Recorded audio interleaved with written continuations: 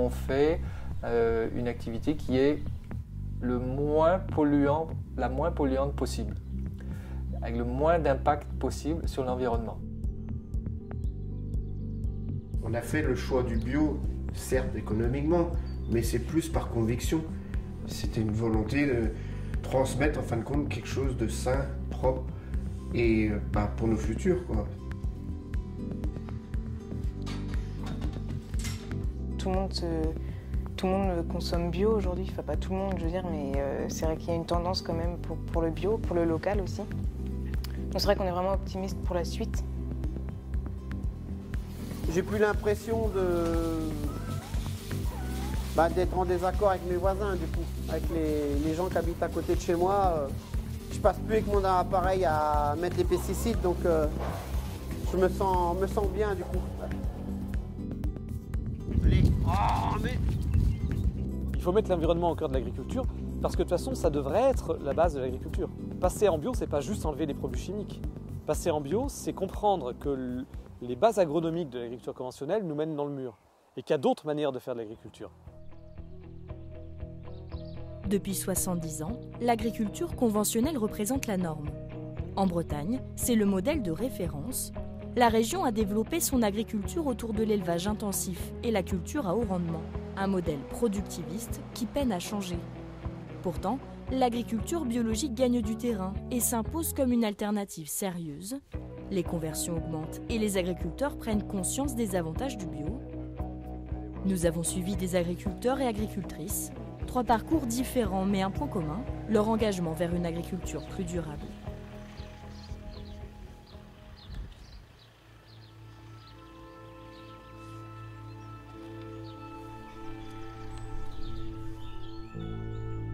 On se disait toujours qu'on allait reprendre une ferme. Je pensais que ça aurait été en fait la ferme de mon père en fait. C'est vrai que là c'est une opportunité malheureusement qui s'est présentée. On a décidé de se lancer en fait. Quand on a repris l'exploitation en fait, c'est une situation un peu... Ça a été un peu compliqué, ouais. En fait c'est suite au décès de mon parrain, donc le frère de ma mère. Donc il a mis fin à ses jours en mars 2017. Donc après c'est vrai qu'on on a repris son exploitation donc au 1er mai 2018 et donc après on s'est dit directement qu'on allait passer en bio tout de suite. Dans un an, l'exploitation de Lauriane et Clément sera enfin labellisée.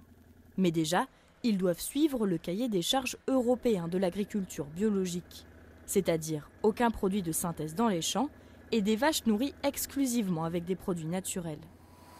Allez, on y va. Hop, allez les filles.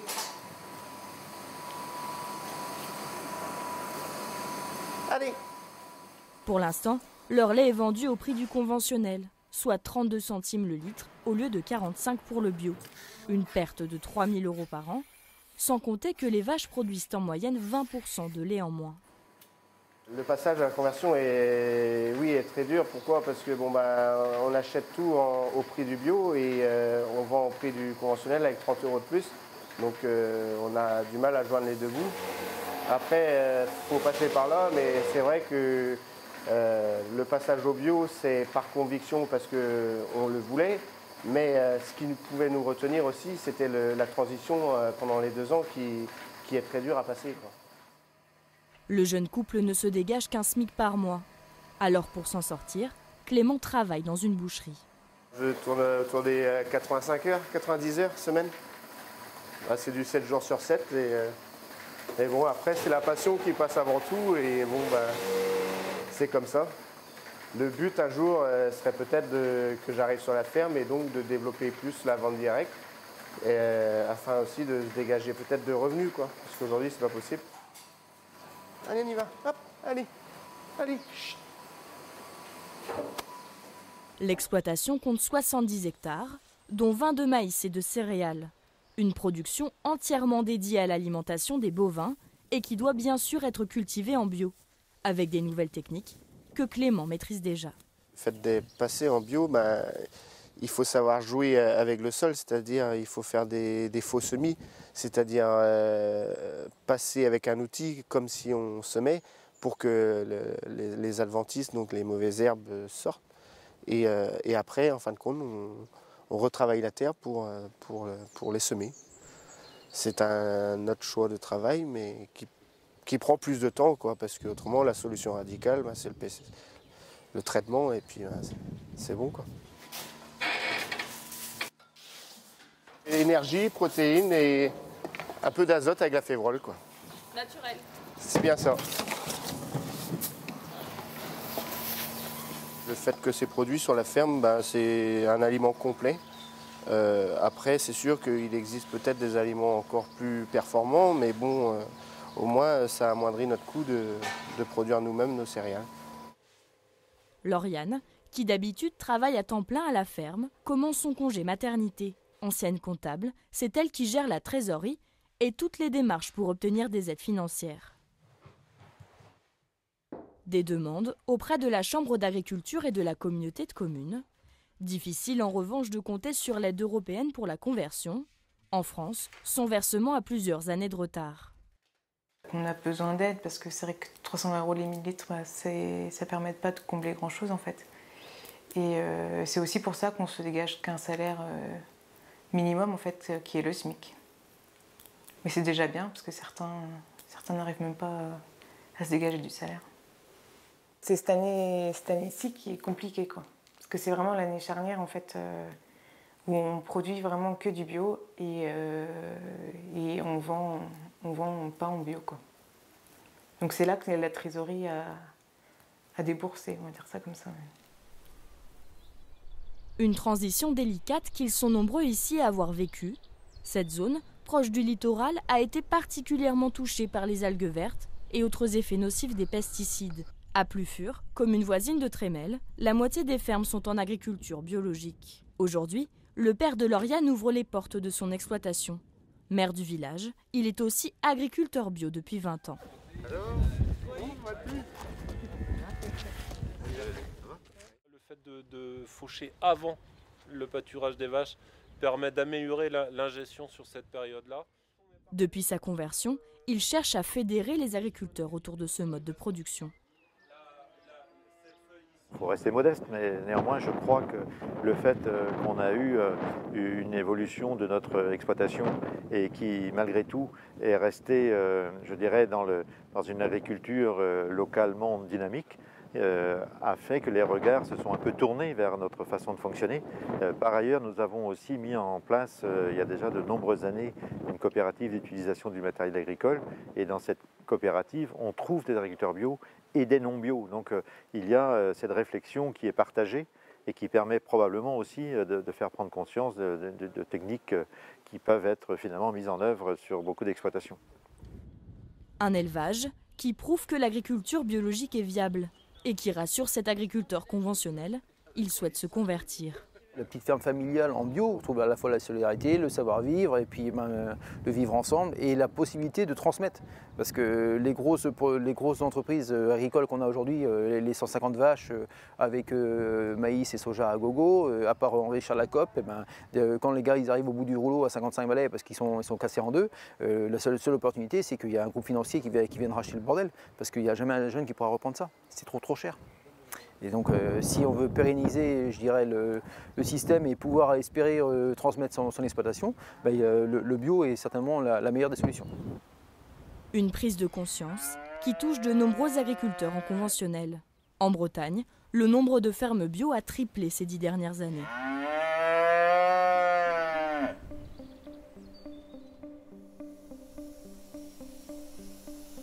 Le bio aussi, nous, on a retrouvé les valeurs humaines qu'on avait perdues. Ah ouais. Vous êtes de quelle commune déjà, Corsal, c'est ça? Plus du nord. Mais ouais. Mais c'est vrai, hein, et c'est marrant, on voit de plus en plus de gens venir chercher le lait, je me perds. C'est bien, je trouve que les gens viennent à la ferme. Ah mais moi aussi. Si Patrice est fier de vendre son lait aux particuliers, c'est parce qu'il est bio. Cet agriculteur costarmoricain a entamé une conversion en 2016, un changement de taille après 20 ans de conventionnel. Un an après la conversion, je trouve qu'on est plus cool. Déjà, on se lève le matin, on est content de se lever. On n'a pas de regard négatif des citadins ou sur notre métier. Nous, on a une ferme tout autour du bourg. Donc il y avait un impact très grand sur nos voisins. Des fois, j'étais en train de faire un fongicide au blé, puis il y avait des jeunes en train de jouer au foot. Certains me faisaient comprendre que ça puait ce que j'épandais, je le savais très bien. Sauf que moi, j'avais un masque, mais je ne savais pas comment faire autrement. Les petits veaux vont boire leur petit lait. En 2015, Patrice a eu un accident de quad. Pendant plusieurs mois d'arrêt de travail, il a pu réfléchir et se documenter sur l'agriculture biologique. On s'est dit avec ma femme, non, on ne continue pas comme ça, surtout que j'aimais pas traiter. Je me suis rendu compte que oui, finalement, passer en bio chez nous, ce n'était pas une grosse marche à gravir. Patrice disposait déjà d'assez de surface pour le pâturage, mais le bio nécessite des changements structurels, notamment concernant l'alimentation des animaux. Ah non, t'es gentil. Fini les 60 tonnes de soja brésilien qu'il donnait à ses vaches. Pour vendre à sa nouvelle coopérative, il doit se plier à des règles strictes. Les vaches sont exclusivement nourries avec de l'alimentation française. Ça, c'est dans le cahier des charges de Biolait. On a interdiction d'acheter de l'aliment hors de France. Produire du lait bio, c'est contrôler toute l'alimentation des vaches. Des contraintes qui valent la peine. Sur 1000 litres, Patrice vend son lait bio 100 € plus cher. Donc voilà la laiterie où je livrais avant et où je ne livre plus aujourd'hui. Ça te manque pas? Non, pas du tout. Et quand j'ai décidé de ne plus travailler avec eux, ils m'ont même pas dit « Ah non, reste », ils m'ont laissé partir. Ça veut tout dire. Le passage au bio change la façon de travailler la terre. À 500 mètres de son ancienne laiterie, Patrice possède des cultures. 91 hectares d'herbe ou de févrole pour ses bêtes. Il y laisse les différents écosystèmes enrichir la terre. Le moteur de la prairie en agriculture bio, c'est ça, c'est le trèfle. On met du trèfle avec une graminée, ça c'est la graminée, les grandes feuilles là. Et le trèfle va synthétiser l'azote de l'air et par les nodosités dans le sol, va restituer l'azote à la graminée qui elle va pousser. Donc nous n'apportons pas d'engrais chimiques parce que la prairie pousse tout seul grâce à ce mariage-là. De toute façon, la base de l'agriculture biologique, c'est d'associer des cultures qui s'entraident en fin de compte. La nature est jolie. Hein. Comme beaucoup d'agriculteurs bio, Patrice est entouré de voisins qui utilisent des pesticides. 93% des surfaces bretonnes sont en conventionnel. Les champs bio ne sont pas toujours épargnés. C'est un champ de colza et bon, après, il continue à traiter. Mais l'avantage que j'ai, c'est que j'ai une haie d'arbres entre son champ et mon champ. Donc la pollution par ces produits phytosanitaires sont quand même moindres. Et dans l'idéal, ça serait que personne ne traite. Parce qu'il y a aussi une partie des produits chimiques qui sont épandus vers les plantes qui se retrouvent dans l'atmosphère. Finalement, il y a des produits phytosanitaires partout. 56 700 tonnes de pesticides sont achetées chaque année en France. Ils sont utilisés sur de vastes surfaces agricoles et contaminent l'air, les sols et les eaux. Pourtant, ces grandes exploitations continuent d'être encouragées par les politiques européennes. Sur un budget annuel de 58 milliards d'euros pour la politique agricole commune, les 3/4 sont distribués en fonction du nombre d'hectares, sans prendre en compte le mode de production. C'est aberrant ce système-là. Il ne tient pas à long terme, mais il est tellement puissamment ancré dans la culture agricole que c'est très difficile de changer. Jacques Capla est membre d'Agir pour l'environnement. Il milite pour une réorientation du budget de la PAC. On a vraiment eu, depuis les années 90, un système d'aide agricole construit pour encourager l'agrandissement. Parce que c'était le dogme économique. Et typiquement, il y a des choses qui avaient une cohérence, qui étaient logiques il y a 50 ans, mais qui ne sont plus logiques aujourd'hui. Donc l'urgence aujourd'hui, si on veut sortir l'agriculture de la crise, c'est d'offrir la possibilité aux agriculteurs de changer. Moi, je ne vais pas reprocher à un agriculteur conventionnel de rester conventionnel s'il perd de l'argent en changeant. Enfin, un agriculteur, il faut qu'il gagne sa vie. Donc quand tous les dispositifs sont faits pour financer le système aberrant, les agriculteurs, ils restent dans le système aberrant, ils n'ont pas le choix. Donc l'enjeu aujourd'hui, c'est d'offrir un choix aux agriculteurs. Donc il faut transférer les budgets. À l'échelle locale, les effets de ces politiques européennes se font sentir. Le canton de Planquette compte environ 200 exploitations, dont seulement 2 en bio. Alors pour ces agriculteurs, il est nécessaire de s'organiser en réseau. Depuis 3 ans, Patrice est référent au groupement des agriculteurs biologiques. J'ai été très bien accompagné, j'ai rencontré des agriculteurs qui m'ont donné l'envie de passer en bio. Et je voulais aussi transmettre mon savoir et encourager d'autres à passer en bio. C'est pas mal, hein. Moi j'en ai adressé 2, je peux te dire qu'elle est bonne la viande. L'organisation comprend des éleveurs, des arboriculteurs et des maraîchers qui s'entraident. À l'antenne des Côtes d'Armor, la commission élevage se rassemble. Non, après-midi. En mince. Est-ce qu'on continue à développer la bio? Quelque part, c'est un peu ça la question qui est derrière. Hein. Est-ce qu'on continue à développer la production, à contribuer à développer la production ou pas? Et du coup, la consommation et du coup la production. Donc ça veut bien dire que là, on va remanquer de lait dans quelques mois, quoi. Parce que la consommation, c'est une droite. Enfin, oui, non, mais je suis d'accord avec ça. Enfin... Ils abordent leurs préoccupations, des conseils techniques et les choix commerciaux. Se rassembler, c'est un moyen de sortir de son isolement. Ça permet d'avoir des remontées du terrain quand on se réunit dans une commission comme aujourd'hui. Chacun amène les problématiques qu'il a vues avec ses collègues dans son coin. On remonte ça au niveau départemental et après on peut remonter ça au niveau régional et jusqu'au niveau national, s'il y a des problématiques. Voilà. Le bio est en pleine expansion. En Bretagne, le cap des 3000 fermes certifiées a été atteint début 2019. Aujourd'hui, Patrice voit le bio comme une évidence. 1 an après sa conversion, il s'y retrouve économiquement et est plus en phase avec son métier. En général, en agriculture conventionnelle, le sol, c'est un support. Les produits phytosanitaires, fongicides, herbicides, tout ça, ça s'occupe de la plante, mais ça pollue la terre. Puisqu'aujourd'hui, on est dans un cercle vertueux. Si la terre est respectée, la parcelle va donner une alimentation de qualité aussi.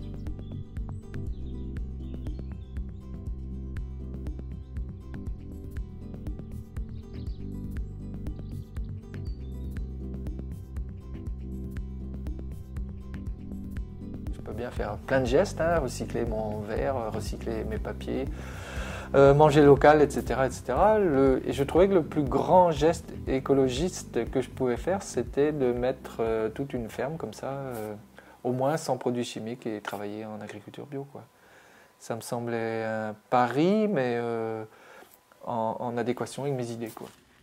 Un geste écologiste qu'ils étaient peu à faire en 1998. Marc Pogam a repris la ferme familiale pour la passer en bio, avec déjà ce souci des écosystèmes. Ce qui est intéressant avec l'agriculture biologique, c'est qu'elle respecte la biodiversité, autant autour des champs avec les haies, etc., que également au niveau du sol.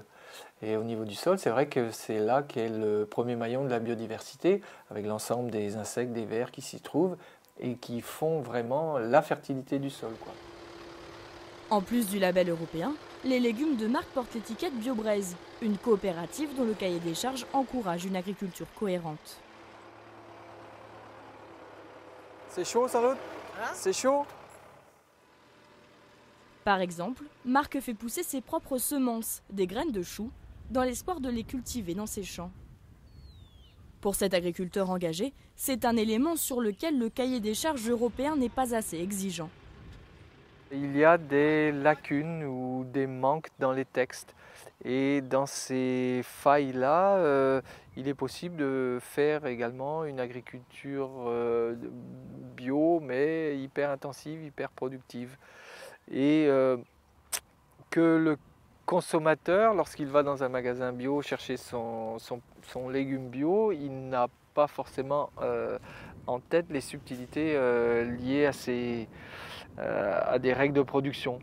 Il se trouve par exemple pour les graines, il existe donc des graines issues de biotechnologie faites par les grandes maisons semencières et qui sont vraiment très proches de l'OGM. L'exploitation de Marc est pratiquement autonome. Le système de rotation entre le maraîchage et les bovins est bien rodé. Le fait qu'il y ait des vaches sur la ferme, ça permet d'avoir des terres qui sont en herbe pour se reposer et puis d'autres terres qui sont en culture. Et voilà, pendant 4-5 ans en herbe pour les vaches et pendant 2-3 ans en culture. Ce qui fait que là, le sol s'épuise un peu. Heureusement, pour régénérer et renourrir le sol, il y a le fumier produit par les vaches en hiver. Tout le monde se nourrit du sol, les bêtes, les légumes, voilà. Un mode de production qu'il transmet à son fils Aurélien. En formation agricole, il n'y est pas vraiment sensibilisé. Les cours sont déclinés parfois sur l'agriculture biologique, mais c'est globalement sur l'agriculture intensive et conventionnelle. Et tu en penses quoi? C'est un manque d'ouverture, je pense, mais aujourd'hui, les jeunes qui se forment, ils sont plus en conventionnel, mais même si ça tend à changer. Mais c'est bien, je trouve que les profs nous ouvrent un peu sur l'agriculture biologique, puisqu'on n'a pas tous connu ce que moi j'ai connu quand j'étais petit, quoi.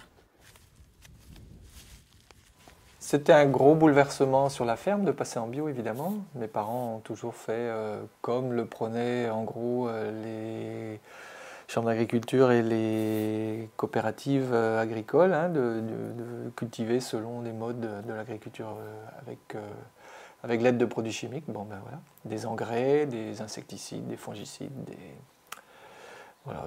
toutes sortes de cides. Voilà, des choses qui tuent, quoi. Malgré 20 ans en agriculture biologique, il reste des traces de produits que la société, depuis 50 ans, a souhaité utiliser pour une agriculture de production massive, quoi. Voilà. Donc il faut revenir là-dessus, quoi, le plus tôt possible. Et on sait que ce sera très long de remettre une nature plus... et des sols, en tout cas, et de l'eau indemne de ces produits, quoi. Au-delà des labels, la démarche de Marc va plus loin. Comme avec ce paillage blanc pour protéger ses légumes des mauvaises herbes, il est en lin et en chanvre, des matières biodégradables, et pourrait être utilisé sur l'ensemble de la production, mais à certaines conditions. C'est un peu plus compliqué à poser, à faire dérouler sur la terre, et à planter dedans, c'est un peu plus compliqué. Donc c'est bien, c'est un essai, c'est un peu plus écolo, j'ai envie de dire, peut-être plus agronomique aussi.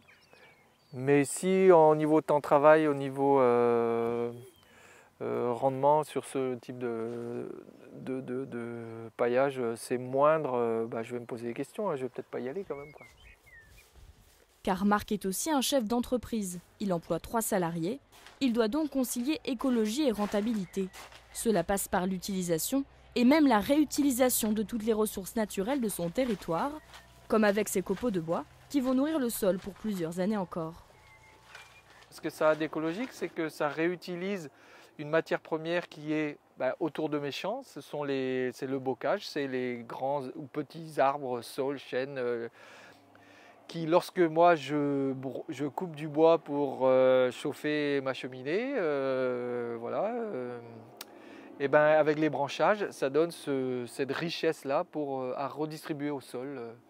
Donc c'est quelque chose qui ne vient pas de loin, ça vient de quelques centaines de mètres parfois, autour de mes champs. Comme chaque semaine, Cécilia, l'épouse de Marc, découpe des légumes frais. Une partie de la production est vendue directement aux consommateurs.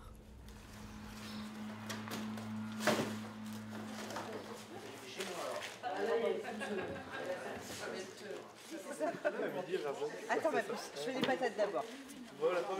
Oh, ces artichauts sont superbes. Ils sont magnifiques. Oh.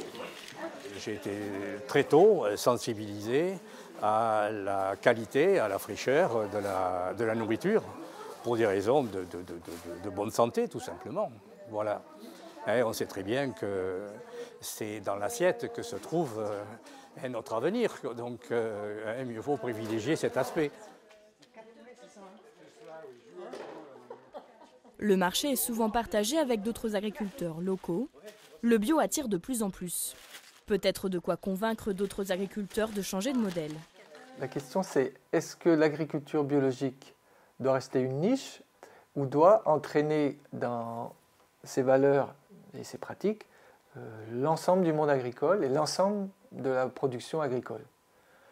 Moi, ma réponse elle est catégorique et évidemment que l'ensemble des techniques agricoles, de la production en général, doit évoluer vers quelque chose de plus vertueux, plus sain, à la fois pour l'environnement que pour les consommateurs.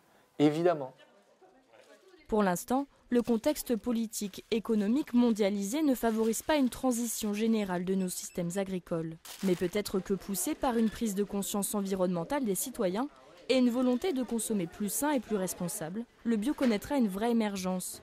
Mais alors si le bio devient la norme, une question se pose. Sera-t-il sujet aux mêmes crises que le marché conventionnel ?